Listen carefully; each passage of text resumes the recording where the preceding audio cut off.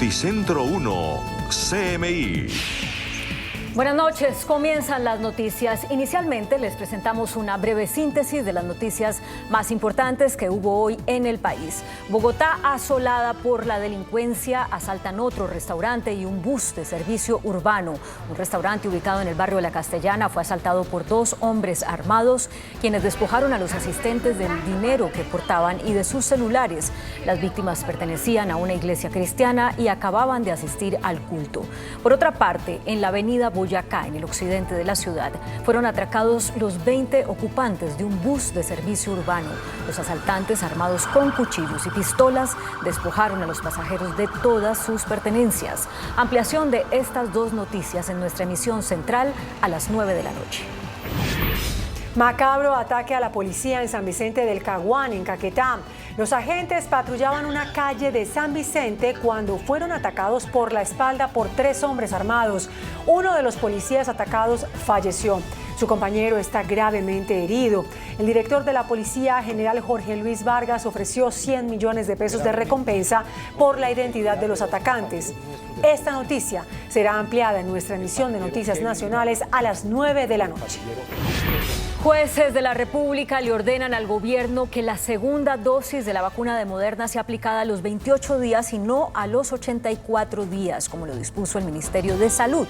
Los jueces de Bogotá y de Pereira fallaron dos tutelas presentadas por ciudadanos que reclamaban la aplicación de la segunda dosis de la vacuna Moderna. En sus fallos, los jueces dicen que la excesiva prolongación de la segunda dosis de la vacuna puede originar consecuencias nefastas para la salud humana. Esta noticia también será ampliada en nuestra emisión nacional de las 9 de la noche. Les presentamos ahora las siguientes noticias del mundo hoy. Devastador informe de la ONU contra el gobierno de Nicolás Maduro en Venezuela. Dice que realiza prácticas nazis. Italia impone vacuna obligatoria a todos los trabajadores. Quien no se vacune será despedido. Panamá establece Vacutur. Turista que llegue será vacunado. Banco Mundial acusa a su exfuncionaria, hoy directora del Fondo Monetario, de alterar informes en beneficio de China. Crisis migratoria en Texas. Hay 5.000 inmigrantes ilegales en el estado. Vicepresidenta de Argentina, Cristina Kirchner, ataca al presidente Fernández y pide cambio de todo el gabinete. Agujero de la capa de ozono ya es más grande que la Antártida.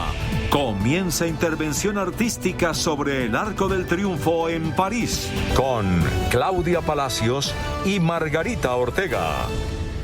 Naciones Unidas emitió un devastador informe sobre la persecución a opositores en Venezuela. Según la misión de verificación que estuvo en ese país, el gobierno Maduro apela a tácticas nazis, a torturas y a abusos sexuales como métodos de represión con la complicidad del aparato judicial. La Misión Internacional Independiente de las Naciones Unidas de Determinación de los Hechos sobre Venezuela reportó que tanto el gobierno como los agentes estatales y los grupos que trabajan con ellos han cometido violaciones flagrantes de los derechos humanos en el país. El informe del grupo de expertos indica que el presidente Nicolás Maduro y los ministros del Interior y de Defensa tenían conocimiento de los crímenes. Based on the investigations and analysis conducted, the mission has reasonable grounds to believe that instead of providing protection to victims of human rights violations and crimes, the Venezuelan justice system has played a significant role in the state's repression of government opponents. Los expertos manifiestan que el sistema judicial de Venezuela ha permitido repetidas violaciones de derechos contra opositores al gobierno del presidente Maduro, que han incluido denuncias de desaparición forzada, torturas, violencia sexual, tácticas nazis y asesinatos arbitrarios. The mission is concerned about the excessive use of pretrial detentions against real or perceived opponents. Of the 170 cases reviewed that involved initial appearances, in 146 of them, pretrial detention was ordered by judges. Of those, 80, which is 47% of them, lasted more than 2 years. La misión emitió su informe basado en 177 entrevistas, incluidas las de abogados y exjueces, y miles de páginas de archivos de casos, incluido un análisis de 183 detenciones de opositores al gobierno. Italia anunció su decisión de imponer la vacunación obligatoria a todos los trabajadores del país. El gobierno advirtió que quien se niegue podrá ser despedido. El gobierno italiano sigue reforzando las restricciones para frenar los contagios y su prioridad es impulsar la vacunación a como dé lugar. Es por ello que la nación trasalpina se convirtió en el primer país europeo en exigir el pase sanitario para acudir a trabajar. Así lo aprobó el ejecutivo de Mario Draghi, que dio luz verde a un decreto de ley que desde el próximo 15 de octubre obligará a todos los empleados, tanto del sector público como del privado, a presentar un certificado COVID que acredite que su portador fue inmunizado o superó la infección o dio negativo en una prueba de coronavirus. La nueva normativa, que afectará a unos 23 millones de trabajadores italianos, contempla que al cabo de 5 días de ausencia injustificada por falta del pase sanitario, el empleado podrá ser suspendido del trabajo y de su salario, mientras que también se expondrá a multas de hasta 1.000 euros.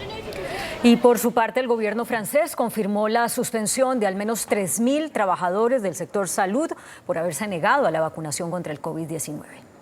Unos 3.000 empleados de centros sanitarios franceses que no están vacunados fueron suspendidos de su empleo en el primer día de aplicación de la obligación de inmunizarse contra el COVID-19. Según el ministro de Sanidad de Francia, un gran número de estas suspensiones es temporal y concierne esencialmente al personal de los servicios de apoyo.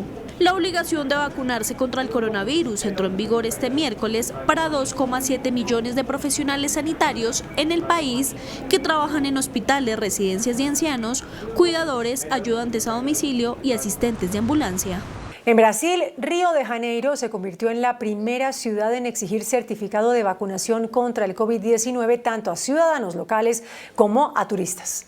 El gobierno de Río de Janeiro dispuso que se exija una constancia de vacunación contra el coronavirus para poder ingresar a establecimientos públicos cerrados como gimnasios, piscinas, centros de entretenimiento, clubes, estadios, villas olímpicas, cines, teatros, buceos, lugares de interés turístico y ferias comerciales. Esta ciudad también estableció la exigencia del comprobante de vacunación para personas que quieran someterse a cirugías selectivas tanto en hospitales públicos como privados, para los funcionarios municipales y para quienes reciben algún tipo de subsidio social. Por ahora y por presión de los comerciantes, la obligatoriedad no se extiende a restaurantes, bares, supermercados, tiendas y centros comerciales, que tendrán que respetar las otras medidas preventivas como restricción del número de personas, distanciamiento y exigencia del uso del tapabocas. El gobierno de Panamá aprobó el proyecto Vacutur con el fin de atraer a turistas interesados en vacunarse contra el COVID-19. El plan tiene como objetivo la reactivación de la economía con el hospedaje de turistas por un mínimo de 2 noches en hoteles registrados por la Autoridad de Turismo de Panamá. Los turistas podrán acceder a vacunas de AstraZeneca inicialmente. La fecha de inicio de este programa aún está por confirmarse. China completó el esquema de vacunación de más de 1.000 millones de sus ciudadanos, lo que equivale al 70% de la población del gigante asiático. A la estrategia de máximo control sobre el coronavirus, buscando reducir a 0 el número de casos en todo el país, China complementa sus esfuerzos con una masiva campaña de vacunación que incluso superó la meta de inoculaciones que se había propuesto Pekín para el final de este año. Esto tras haber inmunizado con la pauta completa más del 70% de sus 1.400 millones de habitantes, según los más recientes datos oficiales, cuando en total unas 2.000 millones de personas han recibido al menos una dosis del fármaco.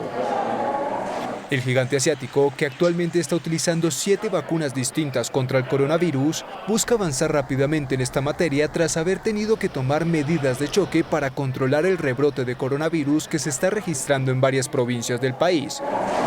Mientras las autoridades sanitarias intentan controlarlo antes del inicio de las vacaciones de la Semana Dorada que comienzan el próximo 1 de octubre. Es por ello que se ordenó el confinamiento de una ciudad de 5 millones de habitantes, donde se volvieron a suspender las clases, se cerraron los espacios públicos y todos los complejos residenciales permanecerán en circuito cerrado, lo que impide a los habitantes abandonarlos. Francia confirmó hoy que dio de baja al líder del Estado Islámico en el Gran Sahara. El presidente de Francia, Emmanuel Macron, a través de su cuenta de Twitter informó que las fuerzas francesas neutralizaron al líder del grupo yihadista de Estado Islámico en el Gran Sahara. Adnan Abu Walid al-Sharwi, líder del grupo terrorista Estado Islámico en el Gran Sahara, fue neutralizado por las fuerzas francesas. Este es otro gran éxito en nuestra lucha contra los grupos terroristas en el Sahel. El extremista, que se había adjudicado varios ataques, entre ellos un asalto en Níger en 2017, en el que murieron 4 militares de Estados Unidos y otros 4 soldados locales. También fue responsable de ataques cobardes y particularmente mortales contra civiles y fuerzas de seguridad en Níger, Mali y Burkina Faso. Este fundador y líder del Estado Islámico en el Gran Sahara era uno de los terroristas más buscados del mundo. Estados Unidos había puesto un precio de $5 millones por su cabeza. La Agencia de Naciones Unidas para la Agricultura y la Alimentación, FAO, alertó hoy que tras un mes de la llegada de los talibán al poder, ya hay millones de afganos en emergencia alimentaria. La Oficina de Emergencias y Resiliencia de la Organización para la Agricultura y la Alimentación de Naciones Unidas, FAO, alertó que al menos 4 millones de afganos se enfrentan a una emergencia alimentaria. There are 14 million Afghans who are what we classify as being in food crisis or emergency situations, IPC 3 and above. And I would stress that there's 4 million of those who are what we as in FAO classify as in emergency status. Just to be clear what we mean when we say emergency status, IPC phase 4. This represents extreme gaps in food consumption. Very high levels of acute malnutrition and excess mortality. Según el organismo, se requieren con urgencia $36 millones en los próximos meses para garantizar la siembra de trigo de invierno, así como asistencia en efectivo para familias vulnerables, entre ellos ancianos y discapacitados. La FAO apoya actualmente a más de 1,5 millones de personas en 28 de las 31 provincias afganas. La asistencia en este sector debe ser técnica, de donación de semillas, de formación y de pequeñas ayudas económicas para garantizar las necesidades básicas alimenticias. La directora del Fondo Monetario Internacional, Kristalina Georgieva, fue acusada por el Banco Mundial de alterar un informe sobre China para mejorar los datos de la economía de ese país. Georgieva habría incurrido en hechos de conflicto ético cuando trabajaba para el banco en 2004. Una fuerte polémica se desató después de que el Banco Mundial acusó a Kristalina Georgieva, su exdirectora y actual jefa del FMI, de haber ejercido presiones para hacer cambios específicos en la puntuación de China en los datos del reporte Doing Business 2018. Un índice conocido por la clasificación de países para hacer mejores negocios y que data desde 2004, pero que no seguirá siendo publicado tras una auditoría en la que se encontraron problemas éticos tan graves que se decidió abandonar la serie por completo. E incluso señala que el actual titular del FMI promovió una mejora de la clasificación del gigante asiático al mismo tiempo que gestionaba que Pekín ampliara el capital del Banco Mundial. Como respuesta, Georgieva aseguró no estar de acuerdo con los hallazgos e interpretaciones de la investigación. Un acuerdo militar pactado entre Estados Unidos, Reino Unido y Australia para proteger sus intereses contra China ha desatado una aguda polémica mundial, el rechazo de China y el reclamo de varios países europeos.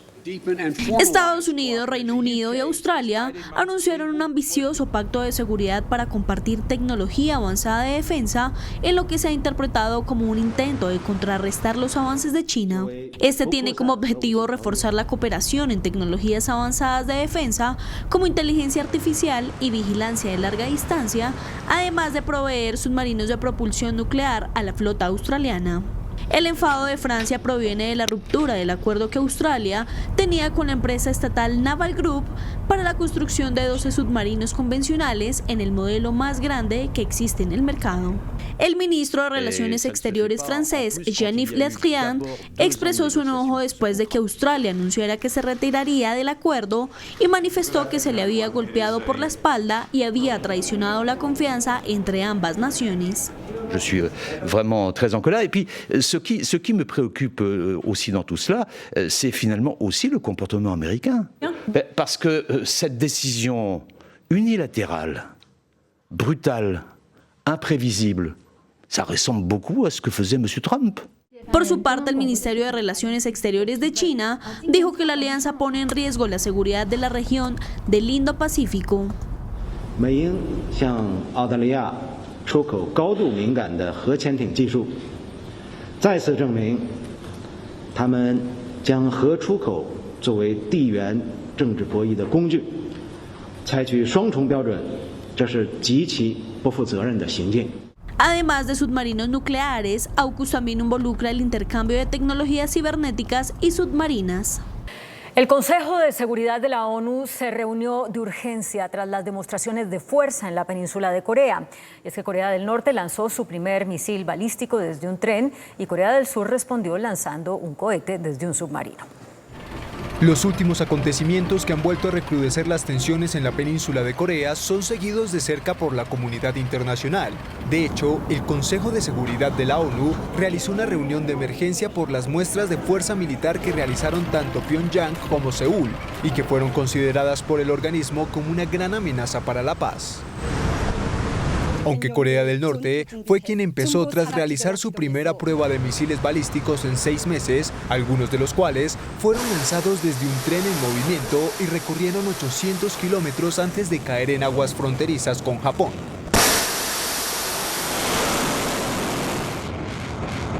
Su vecino del sur respondió con el lanzamiento de un misil que fue disparado desde un submarino de 3.000 toneladas y recorrió una distancia programada antes de impactar contra su objetivo.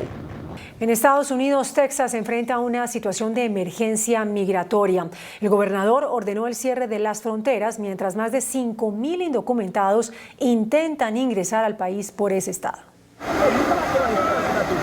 Miles de migrantes solicitantes de asilo, la mayoría de ellos procedentes de Haití, esperan bajo un puente internacional del río Bravo para ser procesados y así ingresar a los Estados Unidos.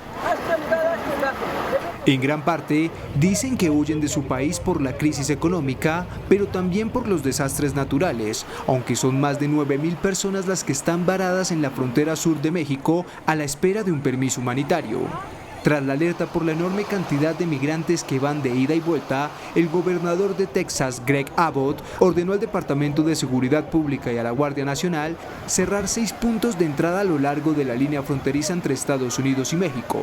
El republicano calificó la crisis como grave y dijo que los agentes están abrumados por el caos. Aunque los migrantes insisten en que se les debe respetar porque no son delincuentes ni intentan interrumpir la paz, sino mejorar su condición de vida por la situación tan complicada en sus países. El presidente de El Salvador, Nayib Bukele, acusó hoy a la comunidad internacional de financiar a la oposición para que protestara en su contra frente a los diplomáticos de los principales países y visiblemente tenso. El presidente Bukele afirmó que las marchas en su contra fueron creadas por poderes en el extranjero, con el argumento de una dictadura que no existe. Los salvadoreños han rechazado medidas adoptadas por el mandatario, como la jubilación obligatoria de más de 1/3 de los jueces del país o la imposición del Bitcoin como moneda oficial. La fractura del gobierno argentino quedó expuesta hoy luego de que la vicepresidenta Cristina Fernández de Kirchner arremetiera contra el presidente Alberto Fernández, a quien criticó por la grave crisis económica del país y por la derrota electoral que sufrió el peronismo el fin de semana pasado. No cede la tensión en el gobierno de Alberto Fernández tras la derrota electoral en las primarias abiertas, simultáneas y obligatorias del pasado domingo, que detonó la derrota interna de la alianza del partido Frente de Todos. La vicepresidenta Cristina Fernández de Kirchner lanzó una dura carta contra el presidente en la que marcó diferencias y le hizo una petición. Cuando tomé la decisión de proponer a Alberto Fernández como candidato, lo hice con la convicción de que era lo mejor para mi patria. Solo le pido al presidente que honre aquella decisión, pero sobre todas las cosas, tomando sus palabras y convicciones también, lo que es más importante que nada, que honre la voluntad del pueblo argentino. Además, aseguró haber comentado en varias reuniones las malas decisiones del gobierno para la economía del país. También señalé que creía que se estaba llevando a cabo una política de ajuste fiscal equivocada, que estaba impactando negativamente en la actividad económica y por lo tanto iba a tener consecuencias electorales. Kirchner se refirió también a la renuncia del gabinete de Fernández y aseguró que fue una decisión necesaria a pesar de que Fernández no aceptó sus cartas. Y aumenta la tensión en Haití. El secretario del Consejo de Ministros presentó hoy su renuncia luego de que el primer ministro ordenara la destitución del fiscal que inició una investigación en su contra por el asesinato del presidente Jovenel Moïse. A solo 24 horas de que el primer ministro de Haití, Ariel Henry, despidiera al ministro de Justicia y al fiscal Bedford Cloud en medio de una crisis interna en el gobierno, el secretario del Consejo de Ministros, Renan Louverise, presentó su renuncia justificándose en las sospechas de que el primer ministro pudiera estar implicado en el magnicidio. El reemplazo del exfiscal Cloud llegó después de que este pidiera ante un juez que se acusara al primer ministro Henry por nexos con uno de los sospechosos del asesinato del presidente haitiano Jovenel Moïse el pasado 7 de julio. El fiscal también había pedido que no se le permitiera la salida del país. Henry debía responder a las preguntas del fiscal destituido sobre sus presuntas llamadas con Joseph Félix Badillo, acusado de planificar y dar la orden de asesinato. Ahora es el juez quien está obligado a investigar con base en la solicitud de Cloud, pues es la única autoridad que puede llamar a declarar testigos sobre el caso. Para ello tendrá 3 meses para determinar si los hechos presentados justifican alguna acción adicional. La Corte Penal Internacional autorizó la apertura de una investigación contra el presidente de Filipinas, Rodrigo Duterte, por las denuncias de crímenes contra la humanidad cometidos en el marco de su guerra contra las drogas. La defensa del mandatario aseguró que Duterte morirá antes de enfrentar un juicio, asegurando que existen las bases razonables para proceder con la investigación, al señalar que el elemento legal del crimen de lesa humanidad se cumple por la represión llevada desde que Rodrigo Duterte asumió el cargo de presidente en 2016, la Corte Penal Internacional hizo el anuncio oficial de la apertura de una investigación contra el mandatario, a quien el máximo tribunal de justicia penal en el mundo acusa de ser responsable de la muerte de miles de personas, incluidos niños, en medio de su polémica y muy violenta guerra contra las drogas. Aunque desde el gobierno filipino anunciaron que no cooperarán con la investigación. Wala pong reaksyon ng presidente dahil sa mulat-mula niya, sinasabi niya na siya'y mamamatay muna bago siya haharap sa mga dayuhang mga huwes. No? Kung merong reklamo, dapat dito sa isampa sa Pilipinas dahil ang ating mga hukuman ay gumagana. No? At ang korte ng ICC ay walang jurisdiksyon, pwede lang siyang mag-akto sa mga kaso kung ang mga hukuman natin ay hindi gumagana. Más de 6.000 sospechosos de delitos relacionados con narcóticos, la mayoría pobres, murieron durante la sangrienta campaña de Duterte, aunque se denuncia que la cifra puede ser mucho mayor debido a posibles ejecuciones extrajudiciales. A poco más de un mes de que se celebre la Cumbre Mundial del Clima en Glasgow, Escocia, la ONU dijo que la crisis climática se está acelerando. Según el organismo, la pandemia y los planes para la recuperación económica tras las cuarentenas fueron una oportunidad para intentar corregir el rumbo, pero se está desperdiciando. Según la ONU, la reducción temporal de las emisiones de carbono provocada por las cuarentenas y cierres mundiales de COVID-19 no ha frenado el implacable avance del cambio climático. Las concentraciones de gases de efecto invernadero están en niveles récord y el planeta va camino de un peligro sobrecalentamiento. Según los científicos, el aumento de las temperaturas globales ya está provocando fenómenos meteorológicos extremos devastadores en todo el mundo, con un impacto cada vez mayor en las economías y las sociedades. El informe también advierte que la temperatura media mundial de los últimos 5 años ha sido una de las más altas de las que se tiene constancia y cada vez es más probable que en los próximos 5 años las temperaturas superen temporalmente el umbral de una subida por encima de los 1,5 grados de la era preindustrial. Este estudio se conoce un mes y medio antes de la celebración de la Cumbre del Clima de Glasgow, Reino Unido, que tuvo que ser aplazada un año por la pandemia. Entre tanto, los organismos de monitoreo del Polo Sur revelaron hoy que el agujero en la capa de ozono, que es el escudo natural que tiene la Tierra contra la radiación ultravioleta del Sol, es el más grande en más de una década. Su área ya es mayor que toda Europa. Desde 1985, cada 16 de septiembre se celebra el Día Internacional para la Preservación de la Capa de Ozono. Esta tradición comenzó luego de que justamente aquel día se descubriera el agujero de la capa de ozono en la Antártida. Hoy, científicos de la Unión Europea publicaron los hallazgos marcando el segundo año consecutivo en que se forma un agujero de ozono de gran tamaño sobre el Polo Sur. Hace solo 2 años que la región vio su agujero de ozono más pequeño registrado, pero el de este año está entre los 25 más grandes en los libros de récords y es el mayor desde 2010 para esta época del año. Cubre un área de aproximadamente 22 millones de kilómetros cuadrados, más del doble del área de Europa, y podría crecer en las próximas semanas. El pico máximo anual suele ser a finales de septiembre o principios de octubre. París cubrió de tela su arco del triunfo tal como lo imaginó el artista búlgaro Hristo Vladimirov. En su memoria, un año después de su muerte, la capital francesa realizó la intervención del histórico monumento. El proyecto, que tuvo un costo de 14 millones de euros, ha provocado reacciones encontradas entre los visitantes. Muchos se quejan por no poderse tomar la foto con el emblemático lugar napoleónico que domina la avenida de los Campos Elíseos. Otros, en cambio, disfrutan del cambio de escena en la turística París. Con la llegada de Internet a una apartada región brasilera, una joven indígena de la selva amazónica se volvió la nueva estrella de las redes sociales. Se trata de Cuña Poronga, una joven de 22 años del pueblo Marubo, que decidió subir a TikTok, la red social, un video suyo comiéndose una larva. En tiempo récord tuvo más de 7 millones de seguidores. La joven indígena ahora sube videos de la vida cotidiana de su pueblo en medio de la selva y es tendencia en el mundo entero.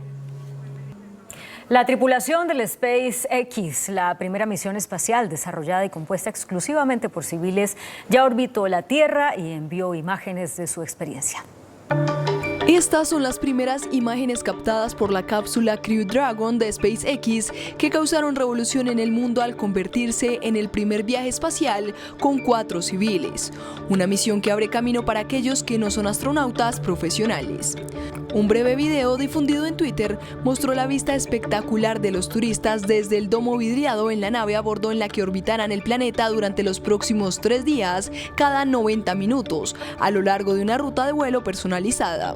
Después de alcanzar una altura máxima de 540 kilómetros sobre la Tierra, Dragon Crew volverá a entrar a la atmósfera de la Tierra para realizar un aterrizaje en agua en la costa de Florida. Además de marcar hitos históricos, la misión busca hallazgos científicos que permitan definir el impacto de los vuelos orbitales en el cuerpo humano. Además, tiene un objetivo filantrópico que quiere recaudar más de $200 millones para ayudar a niños que enfrentan enfermedades terminales. Noticentro 1, CMI. Ministerio de Salud autoriza tercera dosis para mayores de 70 años. La tercera dosis debe aplicarse 6 meses después de la segunda dosis. Juez ordena aplicación de vacuna Moderna después de 28 días. Siguen los asaltos en Bogotá. Atraco en otro restaurante en el norte de Bogotá. Asaltan también bus de servicio urbano en el noroccidente de la ciudad. Petición de ministro de Justicia a los jueces. Otorgan personería jurídica a la Colombia humana de Gustavo Petro. Macabro asesinato de un policía en San Vicente del Caguán. La ONU preocupada por situación en frontera con Venezuela. Asesinado otro líder indígena en el Chocó. 8.000 fallos de la Superintendencia de Salud por negación de servicios. Con Claudia Palacios y Margarita Ortega. Iniciamos nuestra segunda hora de noticias. Esta noche el Ministerio de Salud aprobó la aplicación de la tercera dosis de la vacuna contra el COVID para los mayores de 70 años. El ministro Fernando Ruiz indicó que se aplicará 6 meses después de haber recibido la segunda dosis. La aplicación de terceras dosis de vacunas contra el COVID-19 en Colombia comenzará a partir del próximo 1 de octubre. Para la población colombiana de 70 años en adelante, que haya recibido ya 2 dosis de vacuna a partir de los 6 meses de la segunda aplicación de vacuna. En un video enviado esta noche a medios de comunicación, el ministro de Salud, Fernando Ruiz, explicó que estará dirigida esta medida a los mayores de 70 años. Se podrá aplicar por parte de EPS y presidentes territoriales con el mismo biológico que se aplicaron las 2 dosis previas o con una vacuna diferente, en este caso sería de Pfizer y vacunas de Moderna.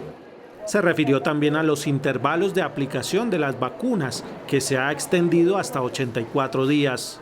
El comité asesor ha recomendado mantener esta decisión, sin embargo, también para los ciudadanos que por diferentes razones lo requieran, se permitirá la aplicación de la segunda dosis en el intervalo entre 28 y 84 días de esta segunda dosis.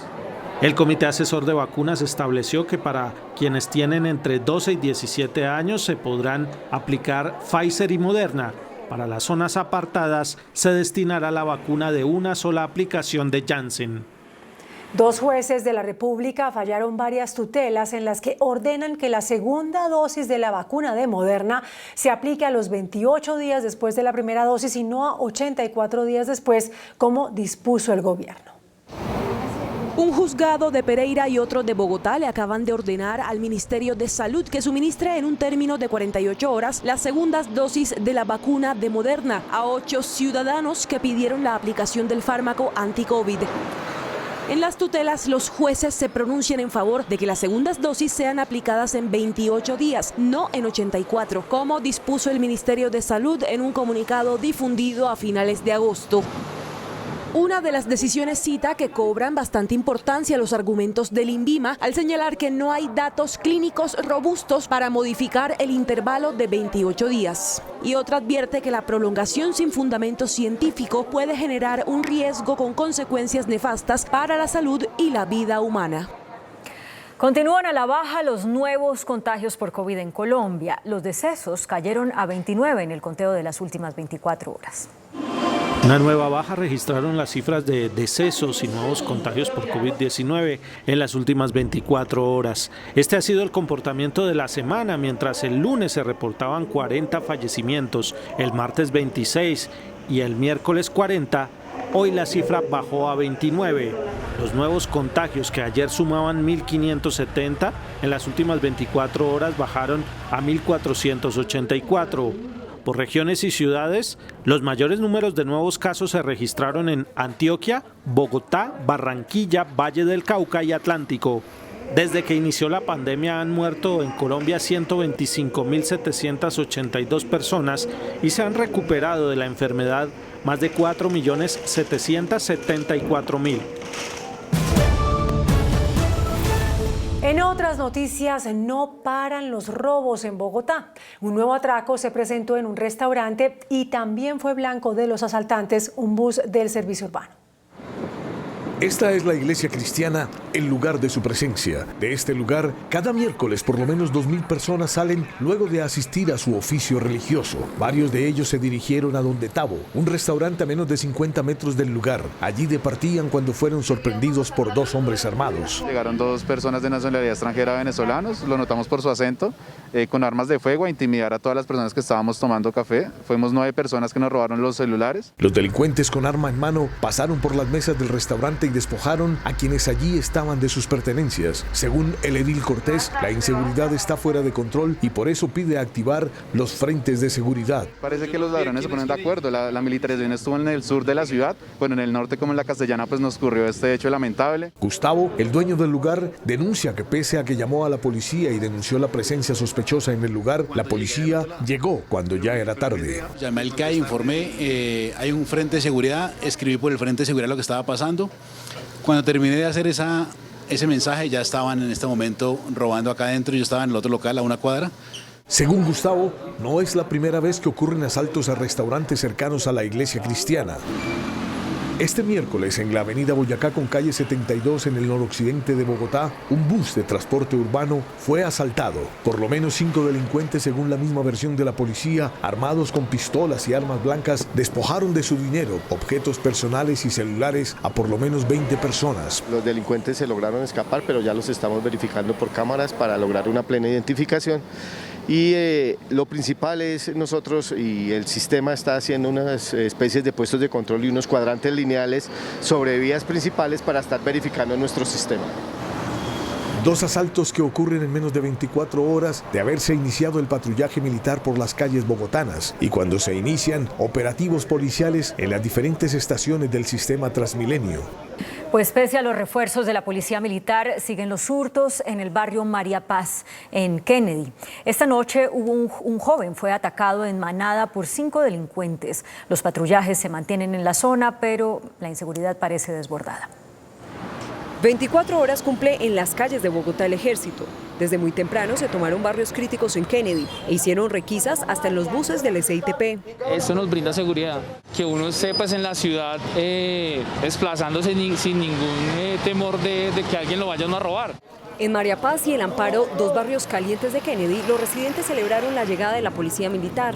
El ejército da mucho más confianza porque al mismo tiempo hace respetar las comunidades y hace que sean respetados los policías. La delincuencia se descaró. Ya la policía no la respetaban, a la policía le pegaban. No obstante, y pese a la presencia de los soldados, la delincuencia volvió a atacar. El nieto de Blanca, quien en la mañana celebraba el refuerzo en seguridad, fue golpeado esta noche por más de 5 ladrones, quienes le robaron los tenis y la maleta. A lo largo del día, el relacionamiento de los militares con los ciudadanos fue distante. En la mayoría de retenes, la policía se encargó de esta labor. Los motociclistas fueron blanco de las requisas. Yo que soy una persona de bien, me parece excelente. Este jueves los patrullajes mixtos se extendieron a las localidades de Kennedy, Mártires, Bosa y Ciudad Bolívar. En el norte se tomaron la zona rosa de Chapinero, donde se han presentado atracos a restaurantes. También hubo patrullajes en Usaquén y Suba. Entre tanto, el alcalde de Medellín, Daniel Quintero, y el expresidente Álvaro Uribe chocaron hoy en redes sociales por la seguridad en la capital antioqueña. La polémica discusión se desató a través de las cuentas de Twitter del alcalde de Medellín, Daniel Quintero, y el expresidente Álvaro Uribe, cuando este señaló al mandatario de no tener control sobre la seguridad de la capital antioqueña. Yo tendría en una ciudad como Medellín, en el Valle de Aburrá, en todas partes redes de informantes, informándole a la fuerza pública en la calle. El alcalde Daniel Quintero respondió a Uribe que Medellín no será sometida a políticas de convivir y falsos positivos. A mí que no me venga a decir el expresidente Uribe que no nos preocupa la seguridad cuando tenemos una reducción de 40% en el número de homicidios con respecto al gobierno anterior, 20% en el hurto. Lo que pasa es que el presidente Uribe quiere que volvamos a la política de las convivir, de los falsos positivos y de la Operación Orión. Eso no va a pasar en nuestra administración. El rife y rafe se prolongó durante todo el día con trinos de Quintero y Uribe con posturas políticas. Los precandidatos presidenciales por la coalición de la Esperanza, Sergio Fajardo y Juan Fernando Cristo, rechazaron la presencia de la policía militar en las calles para reforzar la seguridad. Los precandidatos de la coalición de la Esperanza manifestaron que el patrullaje de la policía militar en Bogotá no es la solución al problema de la inseguridad en la capital del país. Entendemos la desesperación de la gente, entendemos también la angustia de la alcaldesa de Bogotá por garantizar la seguridad de los bogotanos, pero se deben tomar medidas muy de fondo y la sola militarización no es la solución. Indicaron que se tiene que cambiar el sistema de combatir la criminalidad. Que se tiene que hacer un seguimiento a dónde están los recursos, dónde está la plata que se está moviendo en toda esta criminalidad, a dónde está yendo. Pero si no cambiamos de sistema, aquí no hay ejército que valga para sacarlo de las calles. Los pronunciamientos fueron hechos en Villavicencio, donde los precandidatos adelantan sus campañas. El ministro de Justicia, Wilson Ruiz, le pidió a los jueces valorar más las pruebas y dejar los formalismos a la hora de tomar una determinación sobre la libertad de los capturados por hurtos. El mensaje de Wilson Ruiz, ministro de Justicia, a los jueces y fiscales del país fue claro: actuar con contundencia y privar de la libertad a todas aquellas personas que cometan delitos. Que a veces utilizan demasiados formalismos, demasiados criterios, cuando realmente la prueba está para dejarlos privados de la libertad. Cupos tenemos, de modo que bienvenido a aquellos que cometen un delito para que entremos a combatir la inseguridad en nuestro país. Las declaraciones fueron hechas por el ministro en su reciente visita a Barranquilla, durante la inauguración de una tienda de manualidades y panadería, elaborados por personas que cumplen detención domiciliaria. El senador Gustavo Petro ya tiene partido político. La sala plena de la Corte Constitucional, con 8 votos a favor y 1 en contra, decidió otorgarle la personería jurídica al Movimiento Colombia Humana del hoy senador de la República. La sala plena de la Corte Constitucional le ordenó hoy al Consejo Nacional Electoral que le otorgue la personería jurídica a la Colombia Humana, el movimiento de oposición liderado por el senador Gustavo Petro. Al acoger una ponencia del magistrado Alejandro Linares, que tuvo como insumo principal el estatuto de la oposición, nace un nuevo partido político en el país que podrá otorgar avales para las próximas elecciones y tendrá financiación estatal para su funcionamiento. Gustavo Petro pedía la personería jurídica teniendo en cuenta los más de 8 millones de votos que obtuvo en las presidenciales de 2018 y argumentando que era incoherente que el estatuto de la oposición le brindara 2 curules en el legislativo, pero a su vez el Estado colombiano les negara el reconocimiento jurídico como partido. El Consejo Nacional Electoral le había negado el reconocimiento jurídico a la Colombia Humana, argumentando que como no participaron de las elecciones legislativas de 2018, no cumplían con el requisito constitucional para obtener la personería, que es que se alcance el umbral en las legislativas. Un policía fue asesinado y otro gravemente herido durante un ataque de sicarios en el departamento del Caquetá. El gobierno atribuyó la acción a las disidencias de las FARC. Los 2 policías estaban patrullando las calles de San Vicente del Caguán. Se detuvieron para hablar con una mujer y a los pocos segundos fueron atacados por la espalda por 3 hombres armados. El patrullero Víctor Alfonso Rojas, de 35 años de edad y 15 en la policía, falleció inmediatamente. Su compañero Kevin Guevara fue trasladado en ambulancia hasta Florencia, donde es atendido por los médicos. A partir de este momento, con la conformación de un equipo especial para la captura de los autores materiales de este atentado contra nuestros compañeros. La Policía Nacional ofrece hasta 100 millones de pesos a quien nos brinde información por la captura de los responsables materiales de este hecho. Uno de los cabecillas de estas estructuras es conocido como Calarcá. Nuestro Ejército Nacional, con decisión, seguirá enfrentando esa organización criminal allí en el Caquetá hasta desmantelarlo y neutralizarlo. Que sepan los caqueteños y que sepan los colombianos que no desfalleceremos hasta que sean llevados a la justicia a estos criminales. El cuerpo del patrullero asesinado será trasladado al departamento del Huila, donde vive su familia. La Organización Nacional Indígena denunció el asesinato del exgobernador del resguardo Chidima, Efrén Bailarín. El líder indígena recibió un disparo cuando estaba pescando en Acandí, Chocó. Cerca del resguardo operan varios grupos ilegales. La representante en Colombia de la Alta Comisionada para los Derechos Humanos, Juliet de Rivero, expresó su preocupación por la violencia en la frontera. La representante de la ONU en Colombia se reunió con habitantes y líderes del norte de Santander, donde manifestó su preocupación por la situación humanitaria. Es preocupante la situación de violencia en el Catatumbo y en el nororiente colombiano, especialmente por el impacto de esta violencia contra lideresas sociales, contra líderes sociales, defensoras y defensores de derechos humanos.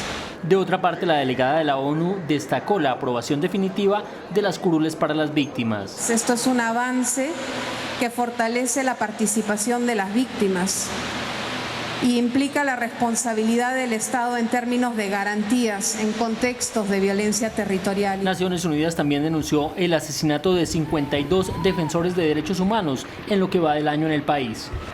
Por su parte, las autoridades del norte de Santander pidieron acompañamiento militar en las zonas rurales y a las comunidades desplazadas ante la grave situación de seguridad en la frontera con Venezuela. Para el alcalde de Cúcuta, lo que están viviendo por la situación de orden público en la frontera es un problema nacional e internacional. A Cúcuta y su zona rural le falta inversión social, apoyo sustancial, inmediato, para que en forma permanente las fuerzas militares acompañen a todas nuestras comunidades, hoy desplazadas hacia Cúcuta. Por su parte, el gobernador de Norte de Santander ve clave aunar esfuerzos para lograr reabrir la frontera desde Venezuela, ya que las trochas ilegales son las vías utilizadas por las mafias del narcotráfico y las economías ilegales. Todo lo que hagamos desde el territorio para poder avanzar en ese hermanamiento va a ser fundamental. Colombia está sola.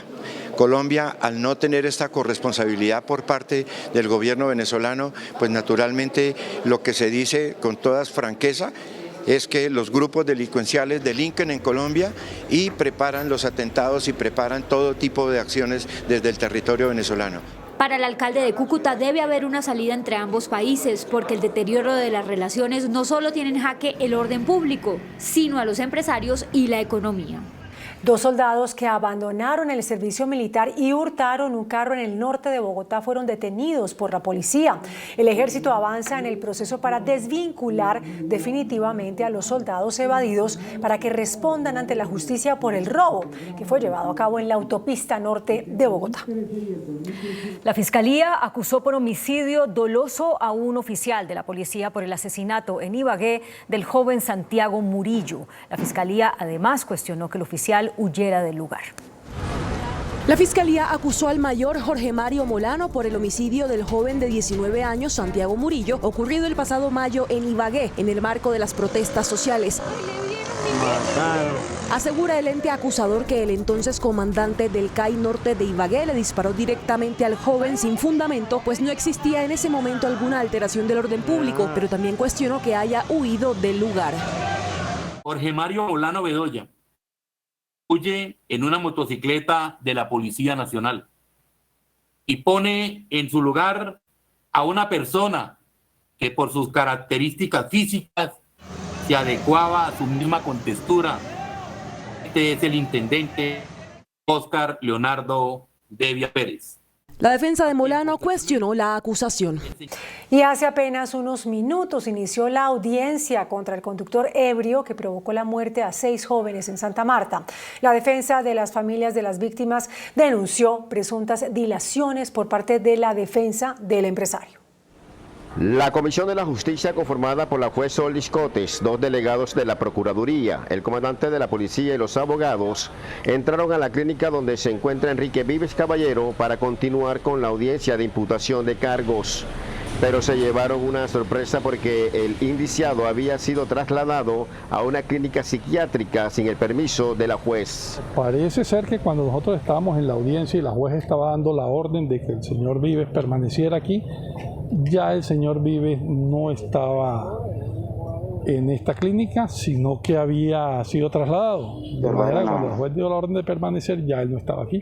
Dijo el comandante de la Metropolitana, Coronel Jesús de los Reyes, que el custodio acompañó al empresario en un carro particular al momento de abandonar la clínica. Si no se cumplieron los protocolos internos acá de esperar una ambulancia, fue todo lo que se dio al interior de la clínica. Eso sí quiero que lo esclarezcan ellos directamente, ¿sí? A última hora se conoció que el menor de 13 años, el único herido, reaccionó 4 días después del accidente y lo primero que hizo fue reconocer a sus padres, mientras que Enrique Vives se encuentra en la clínica psiquiátrica donde se lleva a cabo la imputación de cargos.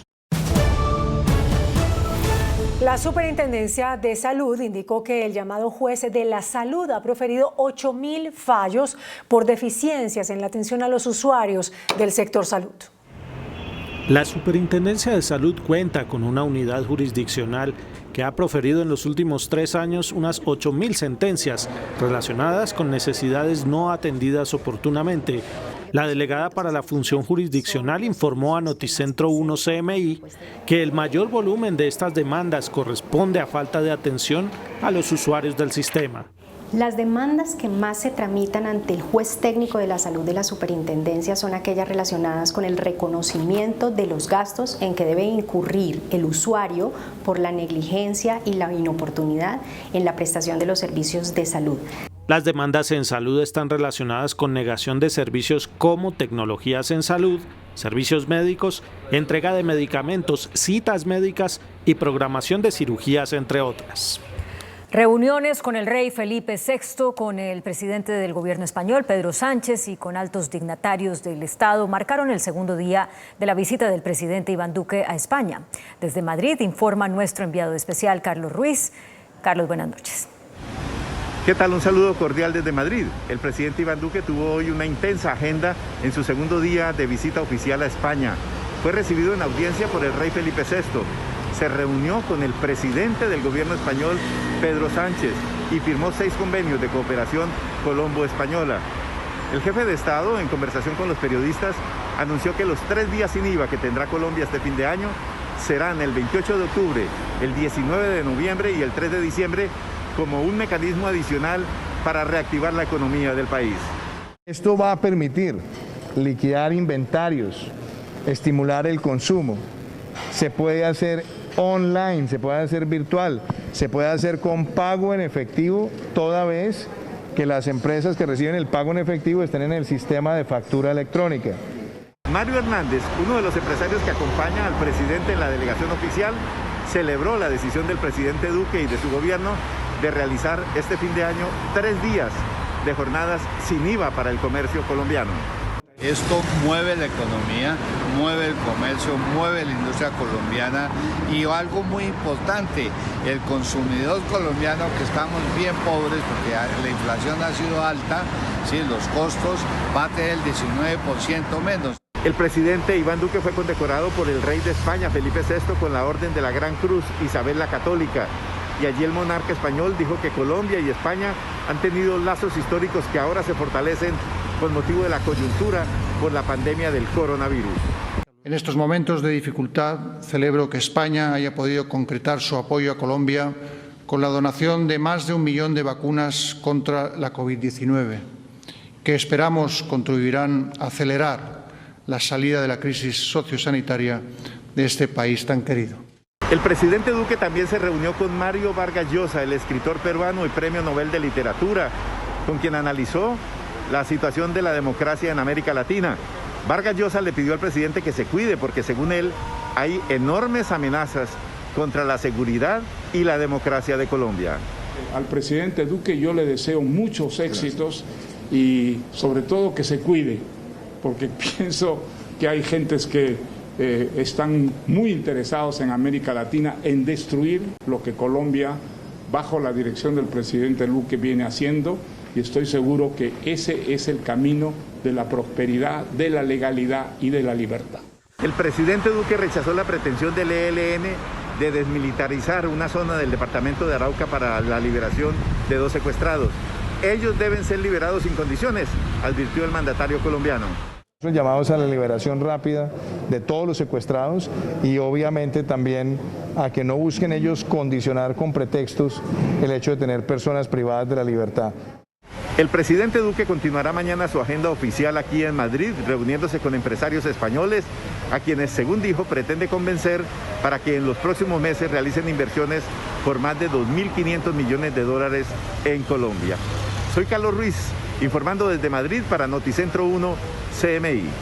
La Superintendencia de Servicios Públicos abrió pliego de cargos a la empresa de acueducto de Bogotá por el posible suministro de agua no potable a los usuarios en algunas ciudades, en algunas zonas de la ciudad.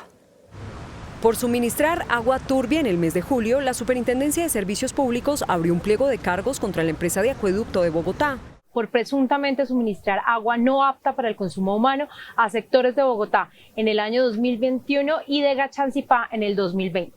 La superintendencia evidenció presencia de coliformes en 25 muestras tomadas en las localidades de Santa Fe, San Cristóbal, Fontibón y Usaquén y en el municipio de Gachancipá. El índice de riesgo de calidad del agua de estas muestras fue superior al 5%, por lo que se considera agua no apta para el consumo humano con un riesgo bajo. En un comunicado, la empresa de acueducto aseguró que el cambio de color del agua se generó por unos trabajos de mantenimiento en la central Santa Ana y agregó que diariamente monitorea 60 puntos con más de 1.800 muestras para garantizar la calidad del agua. Garantizamos el cumplimiento de la normatividad. El agua que llega a los hogares en Bogotá y su zona de operación es potable y apta para el consumo humano. La Contraloría General abrió un nuevo proceso fiscal contra 8 exdirectivos de la refinería de Cartagena, Reficar. El proceso de responsabilidad fiscal fue abierto por una cuantía de más de 942.000 millones de pesos. Según la Contraloría, habría daño al patrimonio del Estado por gastos que se efectuaron por fuera del periodo de inversión, en los cuales no se distingue cuál fue su destinación ni su destinatario. En 2015 se comprometieron más de 9 millones de dólares y entre 2016 y 2018 más de 12 millones de dólares. Los vinculados a la investigación son los expresidentes de Reficar, Reyes Reynoso, Adolfo Hernández y Amaury de la Espriella, y los exvicepresidentes financieros Carolina González, Mauricio Ramírez, Jaime Caballero, Ana Choucair y Fernando Cordón.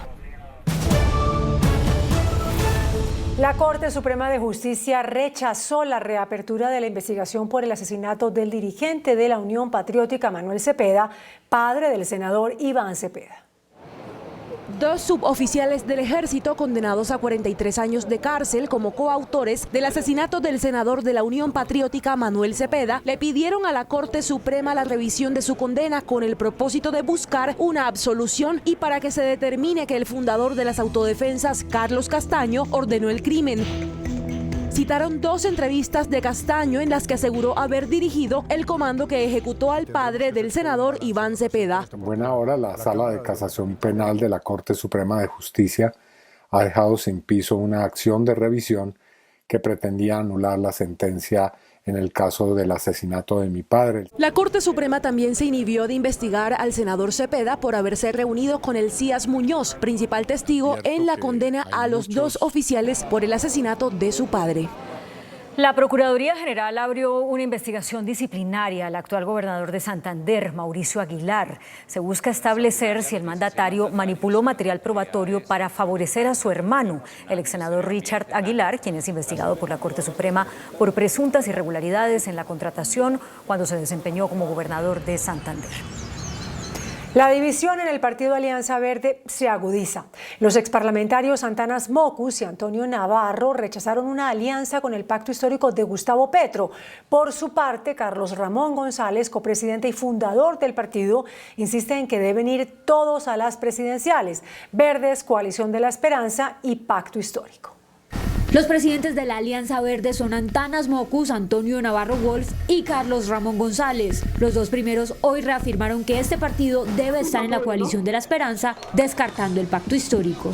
En el actual escenario ya existe una alianza que representa el pensamiento de izquierda. Ese es el pacto histórico. Poco nuevo aportaríamos sumándonos a ella. Pero para Carlos Ramón González, copresidente, no pueden alejarse del pacto histórico. Insistiremos hasta el final. Somos en eso tercos de exista esa unidad. No entendemos, no hay argumentos de peso para estar divididos. El partido está desarrollando un sondeo con sus militantes y sus simpatizantes para tomar una decisión en próxima reunión. Y si no hay acuerdo, el ala de Petro dice que deben quedar en libertad, que la decisión no es una opción, pero del otro lado han insistido en la decisión de la colectividad. La Unidad de Información y Análisis Financiero del Ministerio de Hacienda investiga transacciones por 30 billones de pesos que podrían estar encubriendo operaciones de lavado de activos. La Unidad de Análisis e Inteligencia Financiera del Ministerio de Hacienda dio cuenta de 390 informes enviados a las autoridades competentes sobre lavado de activos y financiación del terrorismo por un monto récord de 30 billones de pesos, correspondientes a casos provenientes desde el año 2019. Las estrategias de las organizaciones criminales para lavar dinero impactan a todos los sectores por igual, afectando su reputación y perjudicando los procesos de inclusión financiera y bancarización. Mirando de frente este problema, uno de los retos está justamente en disminuir el uso del efectivo para minimizar también las vulnerabilidades de los sectores frente al lavado de activos, sus delitos fuente y el financiamiento del terrorismo. Los informes sobre lavado de activos que produce la UIAF han sido remitidos ya a la Fiscalía, a la Corte Suprema de Justicia y a los organismos de inteligencia. El ministro de Hacienda, José Manuel Restrepo, anunció billonarias inversiones para proyectos de infraestructura vial en Colombia. Durante el Foro Internacional sobre la Sostenibilidad de la Infraestructura, el ministro de Hacienda, José Manuel Restrepo, anunció inversiones por 21 billones de pesos para proyectos de quinta generación, que tendrá 14 propuestas en sistemas carreteros, fluviales, aeronáuticos y férreos. Lograr un equilibrio virtuoso, compuesto de reglas y de políticas claras, de atracción a los inversionistas, de optimizar los recursos públicos, de lograr una ejecución exitosa del proyecto. El funcionario destacó que en los últimos años ha crecido la financiación desde el exterior por proyectos de infraestructura, el cual pasó del 22% en 2016 a 33% en 2021. Y ahí ha sido un rol de nuestro papel en este esfuerzo, es la innovación financiera. El desarrollo de estos proyectos representa una generación de empleos de 500.000 puestos de trabajo. El director de Crédito Público, César Arias, afirmó que inversionistas internacionales mantienen interés por Colombia pese a la pérdida del grado de inversión. Para el director de Crédito Público, César Arias, las inversiones en Colombia para los proyectos de infraestructura se pueden mantener sin el grado de inversión como en otros países de América Latina. El funcionario señaló que el país tiene modelos de riesgo e innovación financiera que da garantías y seguridad a las inversiones. Las asociaciones público-privadas son ejemplo de ello, siendo uno de los modelos más destacados en la región. Yo creo que se puede financiar infraestructura aún sin grado de inversión. Para eso está la innovación financiera, la distribución de riesgos, el pricing a mercado, precisamente para poder financiar estos proyectos. Las inversiones en el sector de infraestructura impulsarán el crecimiento de la economía colombiana. El presidente del Fondo Nacional de Garantía, Raúl Buitrago, reveló que hay disponibles 7,3 billones de pesos para respaldar financieramente a las empresas. A la fecha, el Fondo Nacional de Garantías ha respaldado créditos por 30 billones de pesos, beneficiando 770.000 unidades productivas en el país, 96% pequeñas y medianas empresas. Se tiene a disposición entre 7.3 y 8 billones de pesos al cierre del año. Principalmente de los sectores comercio al por menor, industria manufacturera y construcción. Las pequeñas empresas han logrado reducir sus niveles de deuda. Haciendo todo el esfuerzo, salir de ese nivel de endeudamiento que tenemos y con algunas dificultades que ya informamos a la Superintendencia Financiera. Los alivios han logrado la sostenibilidad de 2.1 millones de empleos. El índice de capitalización de la bolsa, que mide el comportamiento de las 20 principales acciones, cerró al alza. El informe bursátil. El índice selectivo MSCI Colcap de la Bolsa de Valores de Colombia subió 0,09% a 1.323 puntos. La acción del Banco de Bogotá fue la que más subió, con una valorización de 3,22% a 74.320 pesos. La acción preferencial de Avianca fue la que más bajó, con una pérdida de 14,22% a 60 pesos. La acción más negociada de la jornada fue la de Ecopetrol, al movilizar más de 23.000 millones de pesos, con una variación negativa de 0,19% a 2.615 pesos. Y el dólar cerró a la baja. Indicadores económicos en Noticentro 1 CMI. La tasa representativa del mercado que regirá para mañana viernes será de 3.818 pesos con 16 centavos. Los profesionales del cambio compran la divisa en promedio entre 1.760 pesos y la venden entre 1.800 pesos. Un euro cuesta 4.492 pesos. La libra de café en Nueva York se cotizó a $1.87. El azúcar se transó en 19,52 centavos de dólar la libra. El barril de petróleo WTI se cotizó en $72.56.